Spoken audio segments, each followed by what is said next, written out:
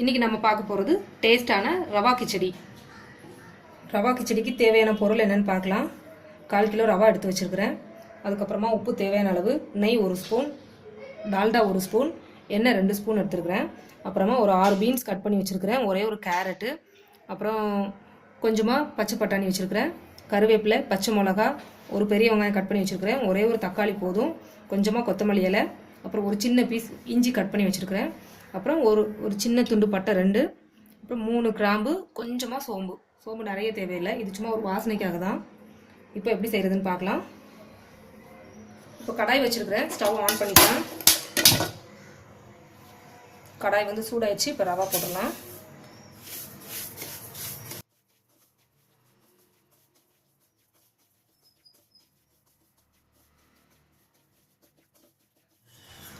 இப்போ எடுத்து வச்சிருந்த டால்டாவை இந்த ரவாவில் போட்டுடலாம்.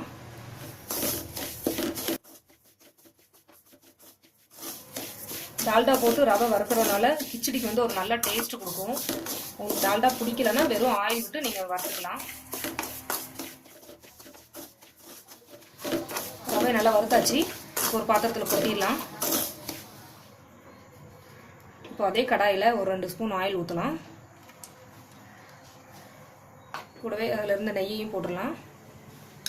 இப்போ நெய்யும் சூடானதுக்கப்புறம் இந்த எடுத்து வச்சுருக்க பட்டை, கிராம்பு, சோம்பு போட்டுடலாம். அடுத்து வெங்காயம் போட்டுடலாம்.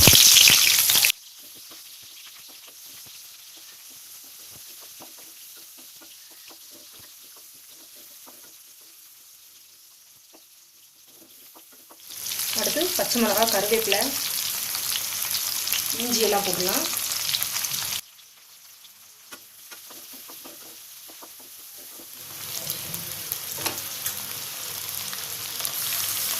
அடுத்து தக்காளி போட்டாச்சு.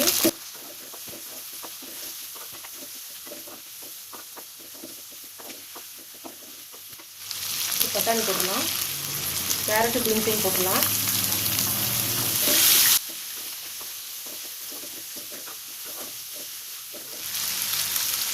நான் வந்து மஞ்சள் பொடி சொல்ல மறந்துட்டேன். இப்போ ஒரு 1/4 டீஸ்பூன் மஞ்சள் பொடி போட்டுக்கலாம். இப்போ இதை நல்லா மிக்ஸ் பண்ணி விட்டுலாம். இப்போ கொஞ்சமாக அந்த காய்கறிக்கு தேவையான உப்பு போட்டு நம்ம மூடி வச்சிடலாம். அது வேகட்டும். தண்ணி எதுவும் ஊற்ற தேவையில்லை. அந்த வெங்காயம் தக்காளியோட தண்ணியே போதுமானது. மூடி சிம்மில் வச்சிடலாம்.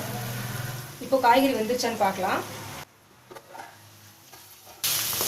நல்லா வெந்துருச்சு. இப்போ தண்ணி ஊற்றிடலாம். ரவை வந்து இந்த டம்ளருக்கு 2 டம்ளர் தான் ரவை எடுத்தேன். இப்போ தண்ணி ஊற்றிடலாம்.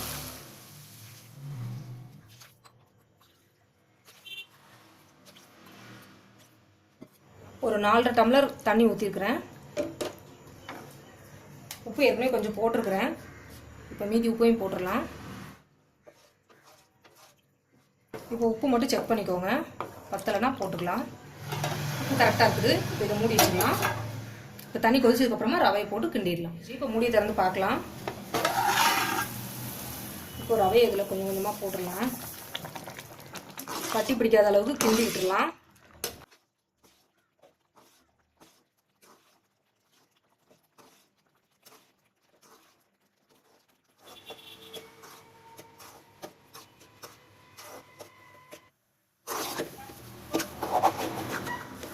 ரவையை போட்ட உடனே சிம்மில் வச்சு கிண்டிகிட்டே இருக்கணும்.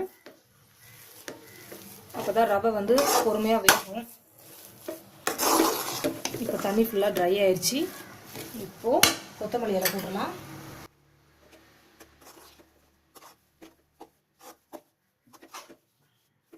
இப்போ ஸ்டவ் ஆஃப் பண்ணிடலாம்.